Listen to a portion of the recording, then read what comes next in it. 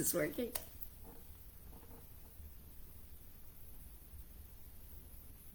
All right, I'm live again. Okay, I might have to go delete the other one, but I'm going to give this one a go, and hopefully I'm not as glitchy.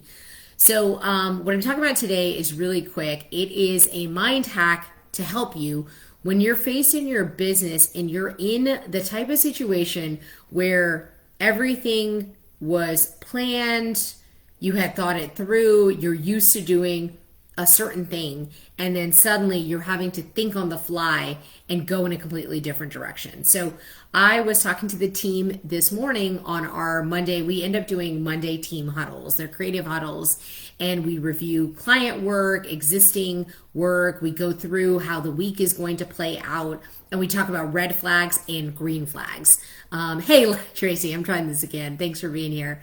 Let me know, is it less glitchy this time? I don't know. If not, I might have to just try again later. But if it is glitchy, I'll just have to do something else. But if it's okay, I'm going to keep going. So we're in the meeting, and one of the people that I was working with, I'm really worried that this is glitchy. Glitch. I have like 3 different internets, and I'm not sure what. Okay, well, I'll just go give it a go. Anyways, so we were talking about a situation where I ended up having to flip 2 team members and change up their roles on projects for strategic reasons.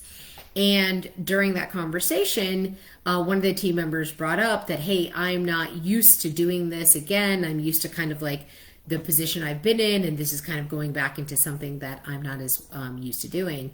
So I actually brought up and painted a picture for them on the call and said, hey, listen, I actually have a situation with client where we had everything kind of planned out, staged out, had all my T's crossed, my I's dotted, all of that kind of stuff. And still, beyond all of that, it's just not in the cards for the client. And this ends up happening a lot. Because clients have businesses just like you do, and some of it is erratic, changing priorities. It's a super fast-paced environment. Still glitchy? Okay. Oh no, I don't know what to do. I guess I'll give it a try. And if it doesn't work out, I'll just come teach on this topic later. It's a short one, so let's see what happens. But we were talking on it, and I gave the example of what's going on. And I said, hey, listen, here's a bunch of things I wasn't expecting. I wasn't expecting X, I wasn't expecting Y, I wasn't expecting Z. But what I end up doing in the moment, which is different than what I may joke or be in jest about, is I don't actually complain when I'm getting ready to do the thing. And so what I end up doing to my mind is I don't say like, oh, this is so difficult. Like, why did this have to turn out like this? Like, why is everything so frazzled? And why do I feel so anxious? And how come things didn't go as planned? I flip my mindset completely. And this is a really good lesson in terms of resiliency. I will tell myself in those situations, literally like, whoa, okay.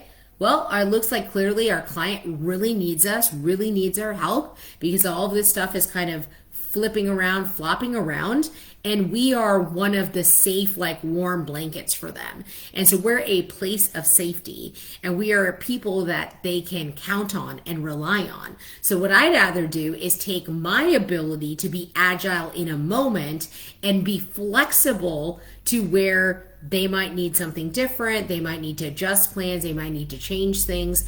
And what that does is create a much stronger relationship. So in that moment though, because I'm human and it can be disappointing, frustrating, throw you off kilter, I'll literally say, you know what?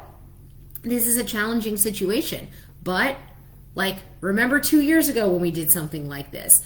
Remember a year and a half ago when we had to do something on the fly. Remember last week when you weren't prepared for this, and then Y happened, and then you jumped in and did what needed to be done. And so I was talking to my team about this, and I reminded the person, I go, listen, what about this project that went amazing? I go, what about this thing where you showed up and killed it and crushed it, and you did better than I did? And you kind of laughed a little bit and grinned, but like it just helped to decompress and release some of that pressure cooker tension. And what I told this person, which is what I was telling myself, because I had just been dealt a curveball, is that don't focus on like your project and how many weeks you have ahead of you. What you do is you reframe and you say, what is the singular one outcome I want to have from what I am about to do next, execute on, presentation I'm going to put together, design I'm going to put together. What is the one singular outcome I want from that? And what that allows you to do is take the like 100-pound backpack you have that you've created and placed on you off your back, and it lets you focus that, listen, you might have a 50-pound backpack you're carrying that was not predicted. You didn't know it was going to happen, but can you carry it 100 feet? And that completely resets the tone. And if that doesn't work, you're like, well, remember the time I actually had a backpack and it was 50 pounds and someone else gave me another backpack was 50 pounds. And then I took it uphill and it was like the hottest day of summer. And I actually took it uphill for like 200 feet. And so it's really important that in moments like this, and one of my other team members, she's like, you're like your own hype man. And I was like, yes, that is exactly it. I am my own hype man. When I've got my back against the wall and I'm in shaky grounds and uncertain and unsure of the way a situation was going to predict, I let go completely of what I couldn't control, and I take the parts that I can control and I put myself into a positive state of mind. And that mind hack is by asking myself questions. Hey, how can we make this fun? What can we do to actually make this a game? Oh, hey Danielle. Okay, good. I'm glad it's working. Good to see you guys. I don't know what's up with my internet.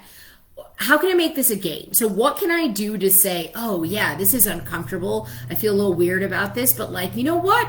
I'm going to do it and it's going to be harder than I expected, but I'm going to make it fun. I'm going to come out on the top.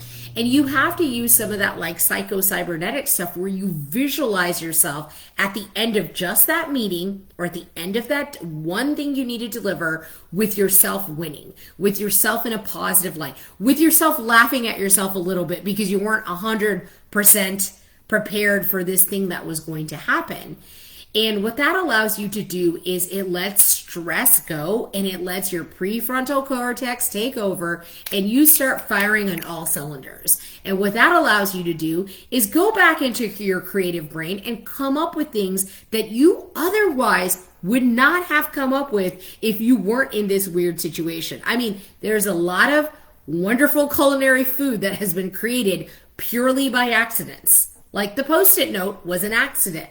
The hamburger was an accident. Like there's a lot of things that we eat now and is commonplace in history, and it was a total complete accident. And so what I would encourage you to say is that when you've got those type of situations and you're feeling the instability or instability, is that you look at yourself and you say, where have I won in this kind of situation before? Where have I done better than I've expected? Where have I conquered in a place that otherwise I should have crumbled? And when you do that, one, for yourself, you're teaching your team to do that, but two, use them as an example. Let them know you believe in them. Hey, honey, I'm just on a video over here. You want to say hi? Hi. I'm kind of like talking to basically two people, and I'm telling them about a good way to reset your mind. But Mommy, can I tell you something? Yeah, 1 second, okay? I'm going to get off here in 1 second, okay? Can you say bye? Bye. Okay. You can show them your tooth? Because I think that's pretty spectacular. Yeah, we lost our first tooth. It's a big deal. So, anyways, that is my plan.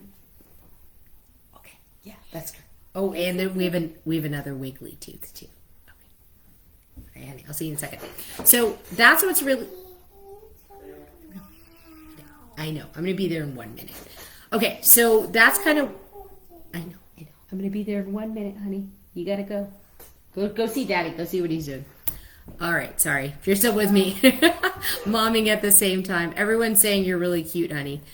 Okay, so that's what was important about this, is to reset what his vision of himself was in that moment and refill the bucket of self-belief to say, hey, I got this. Hey, I'm going to do this. And if you can use this trick, I will tell you this, that over a period of time, your resiliency will continue to grow. And if there's anything I've seen within all kinds of different business owners and the people I predict are going to be successful, which I do on my strategy sessions, The people I predict are going to be successful have a series of traits, and one of them for sure is resiliency. So this is a way you can do it without your emotions getting all out of whack and letting frustration kick in, and even actually having a little bit of fun. So anyways, I hope this was helpful. If you watch this later, hashtag me replay. And if you need more demonstrated examples of a situation, let me know, and I can drop some back and forth on what that actually looked like. So bye guys, take care. Thanks for joining.